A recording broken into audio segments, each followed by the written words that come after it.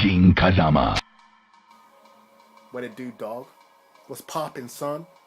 Yo, I'm with the main man, the big Papa Pump, the big dog, the big bad booty daddy. Y'all ready for him? I don't really talk like that. If you watch Life of Pi, you know about Richard Parker. Richard, can you see the Tekken? You can see the Tekken subliminal in the back. Guys, I'm joined here by FILTHIERICH.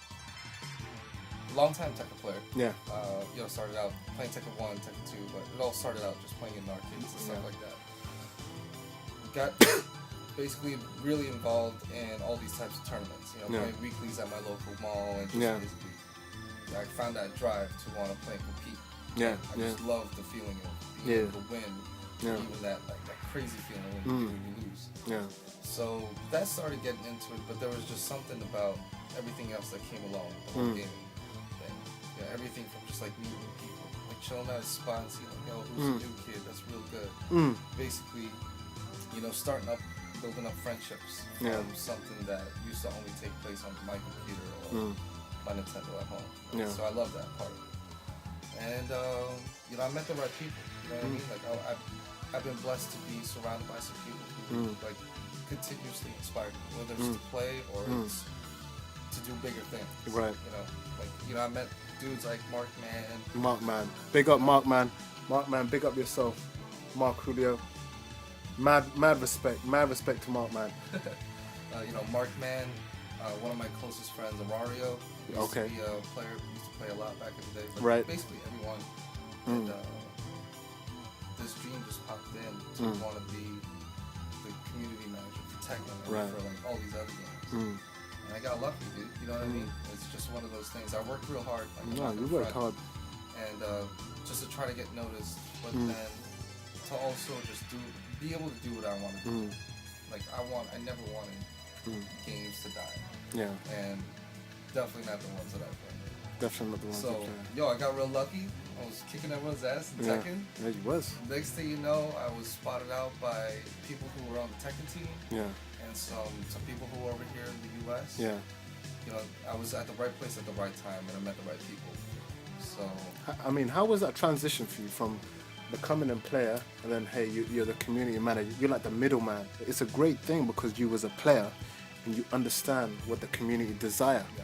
So Namco done a great move with that, with hiring you. Does it become difficult for you sometimes when, you get these hardcore players saying, oh, we need this nerfed, or, how do you deal with that constantly, because, you're a hard worker, and I see you reply to everyone on your Twitter. Too many people, and, gotta respect that. You even replied, he replied to me, can you believe that shit? That's why I'm here. The fact that I get to talk to new people and probably ask questions that maybe have never gotten answered or never been answered for. That's cool to me. You know what I mean? Like I get to learn something in the process as well. And I'm not gonna front like I know everything. I know as much as I can. Yeah. But I do know a lot though. That's love, it, man. Just for the love of the community type thing. The Tekken community is like one big family. The beauty of it is, I met people from all over the world, and who says, games doesn't bring people together? There's a ton of purpose. I don't even know if your camera can handle the amount of perks that I can Camera, talk can about. you handle this? But starts off, it's a great thing to do. It's something that you can turn from a hobby into a passion and meet more people who feel the same way. The bottom line stuff, it keeps you busy. You can be playing games rather than thinking of just anything bad that goes on in the world. That portion of that percentage of people who are playing games basically reduce or could help reduce these terrible things. You're not robbing stores, you're not killing nobody. Exactly. You're not mobbing anybody out and getting into fights. Instead, that crew who's chilling playing games is just doing just that. That's right. right. Playing games. Meet people. Like get to meet people who think the same way that you do. I think when you play games, you're like, every single time you say to yourself, like, I've taken this to the next level.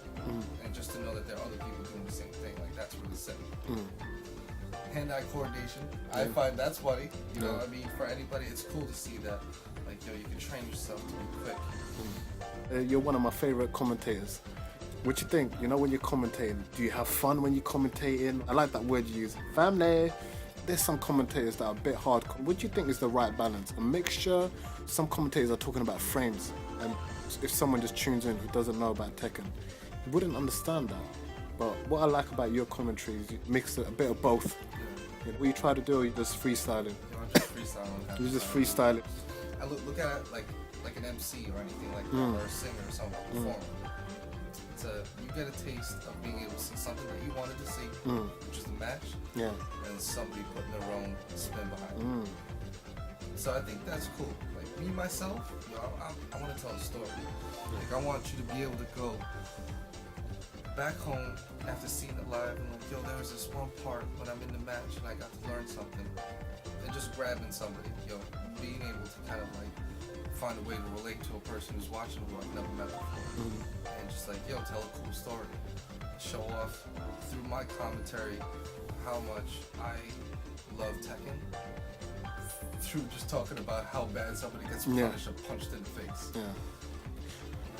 I just want people to feel me. That's one thing I love about your commentary. You're constantly complimenting the player. Even though he's getting bad, you're pointing it out in a constructive way. Saying, you know what, he needs to do a bit of this, he needs to do a bit of that. So, you know what, I'm very honest. Some of the UK commentators, you guys need to take a leaf out of Rich's book, because you can't. Because when you watch your match back on stream, you're like, yeah, let me see my match back on stream. I made top 8. Then when you're watching it and the commentators are just slandering you, I believe having impartial commentary. I think that's what you call bad commentary. Yeah, that's what you have. Yo, let's just be straight up right now. Yo, look at it like this. If you're a player who wants to go back and see the match, like imagine that there's a chance for you to get better simply by watching or listening to somebody play. Whether it's a person who played or not. If everybody gets a little bit better every time they're exposed to the game, whether it's through playing or listening to somebody or taking in advice from commentary, that's better community. If what we're here to do is to compete, to know that every person is going to get better on a step-by-step basis, just gives more life to whatever the hell it is. No, it's true. We keep rocking the same flow, everything is going to die. Right? On Tekken 6, he was a Brian player. Now, there was loads of everyone's picked up Brian since me, right? But you was rocking Brian since day. How comes you deferred now? You've acclimated with True Ogre and Hayachi Urishima.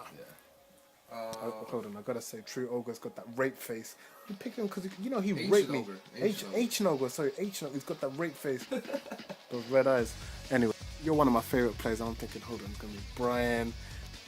I don't know who he's gonna pick. We don't know his second main, but you've completely dropped Brian, and now you're with Hayachi and H and Ogre. Tell us about that. I don't know, but I've always been a Mishima player. You're always okay, all right. I always used them. Like it's 6. Brian's tongue was like the most attractive thing I've ever seen in any video game. Okay. It's the fact that timing was so strict, but there's nothing in that game that I felt rewarded me as much as that thing did. And it was just like, yo, I'm nice. Like I can show off that I'm nice, and then I'm having a good time. In any game I play, I'll invest in a character that I think is cool, like Taunt Jet Upper and stuff like that. Yeah. What do you think are the top 5 players in the US at the moment dominating? Like Core is one of them. Like DJ Core from Texas. He's been solid all around for a long time. And this is one of the games he's been doing pretty well. He just won a recent. Fab, his playstyle is adapted to the new system with a crazy offensive style.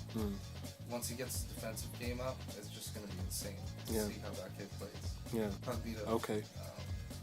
Him using Brian and Bruce. And then just having a crazy... He is wild and has crazy reactions. But I think the characters mask how good the kid really is. And so I think he's top 5. And then the others, there's so many, man. Anakin definitely. He's hungry. He's playing every single day. He's playing I talk to him a lot. I'm like, yo, what's going on? He's like busy practicing. I don't want to name the 5th so that there's still room for another mystery. In the UK, it's been predominantly about Starscream. We've had Dinosaur. When you play Tekken, when you follow the scene, you think that it's Korea, Japan, America, Europe. But then there's a player who's come out of Pakistan.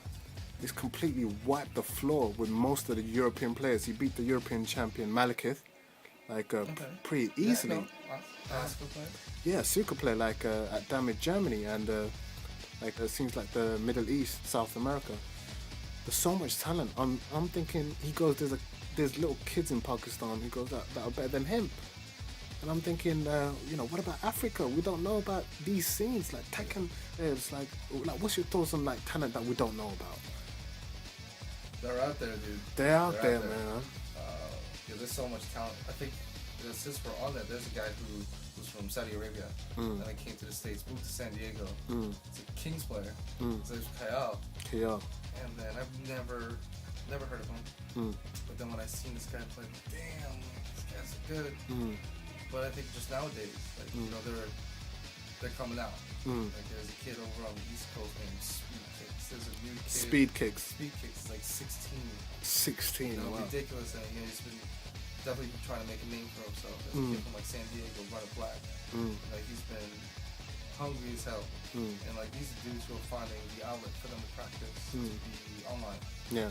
So I think with that said, the hidden player who never comes out unless it's a full moon, he's got a chance to play Tekken now. Whatever it was that was preventing him from playing. That's no longer the way. Do you think Tekken will ever have that hype like boxing? When you see boxing, it's like so much hype. I think you never came to one of our events. There you go. Look, there you go. You know what? I need to come to one of your events. But you know what? You guys do it big. Yeah, you need to come to one of our events. Yeah.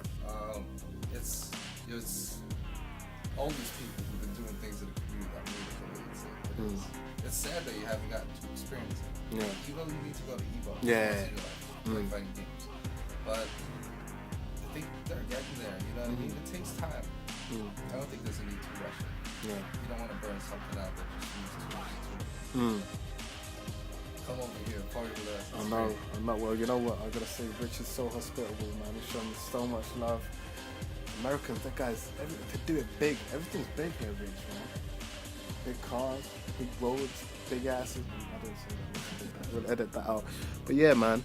But I'm gonna ask you some weird questions now. Okay. Yeah.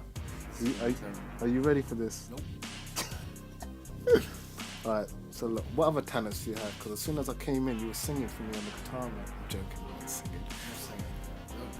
Alright, so what other talents do you possess apart from being an amazing community manager, badass Tekken player? Oh, then you do other things. Oh my gosh. Watch TV. I'm really good at watching TV. Yeah. I like b-boying. B-boying. I play handball. Really good at handball. Handball. Yeah, I'm good. Alright. You want a money match on handball, yeah? We should definitely. Alright, okay. We could do that. I play guitar. Play all different types of instruments. I see that, man. It's crazy talent. Filthy Rich coming in, playing the guitar. Amazing. Serenade everybody. B-boying. B-boying. B-boying for a long time. I like all the crazy things. Yeah. A lot of simple stuff, Yeah. I'm a big knack for saltwater fish aquariums. Ah. I got a lot of love for that stuff. Too much of my money, but a good amount of my time. Oh, so you like aquariums, yeah? Hell yeah. Love Oh, okay. it. I mean, sea life. oh, they kicked me out of aquarium. I was here actually. Forgot to tell you, I was in a Watsonville aquarium and I was touching the fishes. I shouldn't, and they kicked me out. I'm glad they did. Yeah. I'd be mad if they didn't. Yeah, I should be banned. They should send me to Guantanamo. I'm playing. Well, anyway, listen. How do you acclimate a marriage life? You're a married man. Congrats, you're a married man. How do you? It's difficult, man. It's difficult trying to tell the ladies, play Tekken. Like, I play Tekken. It's hard to tell them I play Tekken, and when they want attention, constant attention. How do you juggle marriage life and Tekkenings? For me, it's simple. Yeah. When you see the bill that's paid, just remember to play Tekken. Like, thanks, dude. Or thank video games. Yeah. It's all good. Just I think to keep things straight up and honest. Yeah. The ladies seem to like that. If you was to leave the game tomorrow, that's it, finito, done. You venture out in something else. What would you like the people, the fighting game community, to remember you as? I don't know, man. That's a tough one. I'm pretty selfless. Yeah. No, just If you was gone tomorrow, Yeah. God if I forbid. could leave something, I would leave them a message. Just let them to know that if somebody isn't doing it, you should. Yeah. So, like, you know, do whatever you can to keep what we got going. Okay. And find out get in touch with the roots. Yeah. And remember what it is that makes you feel good when you play. Respect. It's been a pleasure, man. Thank you so much, Filthy Rich. Last question. Okay. Would you let me marry your house cleaner for a green card? I don't have one. You don't have one? I clean my own dishes. Oh, damn. Keep it simple. Could you get me a green card? Definitely not. Damn it. I'm getting deported, guys. Look, I'll see you back in London.